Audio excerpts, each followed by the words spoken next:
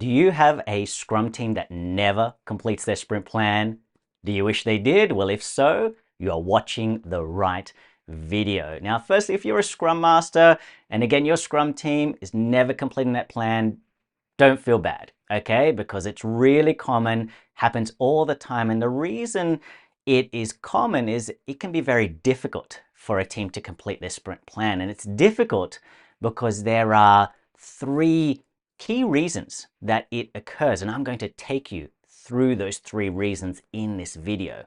Now, just before we do dive into the reasons, let's first talk about why, okay? Why is it important for a Scrum team to complete their sprint plan? And the reason is it gives two really big benefits. And the first big benefit is this feeling of success. Okay, they finish the plan, they're high-fiving each other, they're saying, yeah, good job, everyone. And if they do it again and again and again, okay, it helps the team have a sense of confidence and achievement. And a team that is feeling like they are achieving, they're going to feel like they're succeeding, and in turn, they're going to be more motivated.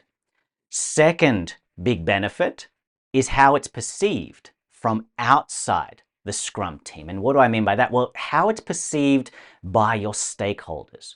Now, this doesn't happen all the time, but when stakeholders see a Scrum team that is always achieving their sprint plan, or more often than not, okay, they're not always going to achieve the plan, but more often than not that they are, what do you think they're thinking? Yeah, the stakeholders are thinking, wow, this team actually achieves and gets done what they say they will get done. And what happens is it actually creates this level of confidence with stakeholders. They're thinking in their minds, wow, this team, they can get done what they say they'll get done. That means they must be planning really well. That must mean they can estimate well. And that level of confidence then creates more trust. And when stakeholders trust a team more, again, we get greater collaboration and in turn, better results. So you can see there that there are these two really big benefits when a team is consistently achieving their plan. Firstly, it's that team motivation. Secondly, it's the confidence and trust that it instills in your stakeholder community. So with that in mind, what gets in the way? What are the reasons that cause a team to not achieve their sprint plan? Well, it actually comes down to these three big areas.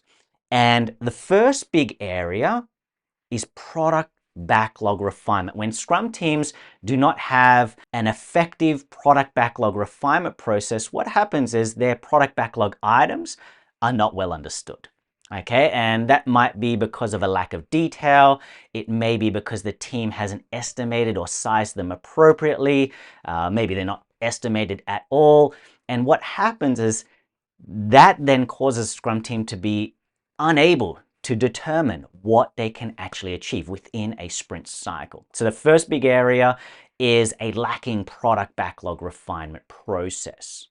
The second big area is the sprint planning process. If Scrum teams are not planning effectively, where they may not be thinking about, okay, who's doing the work, they may not be breaking it down or considering the dependencies between the tasks that each person is working on, or they may not be considering what gets in the way, okay, of them achieving their sprint plan at sprint planning. That is another big reason that a Scrum team doesn't complete their plan. Lastly, you might have a Scrum team where they have an effective product backlog refinement process.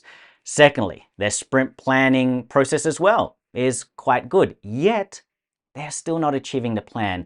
And it's because of sprint execution. That is the third big area. And what do I mean by sprint execution? Well, day by day inside the sprint, what's going on? You might find that the teams aren't considering what distracts them, what gets in the way, what takes them away from their sprint plan. So their sprint execution is lacking.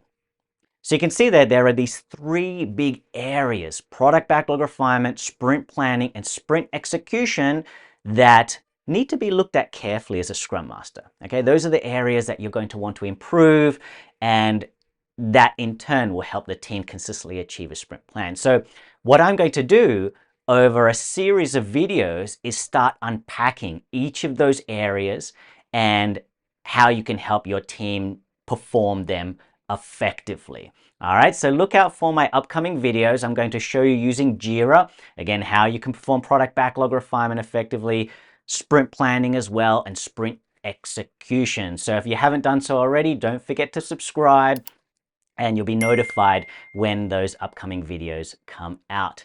If you'd like to continue your Scrum education, go check out this video and I'll see you at the next one.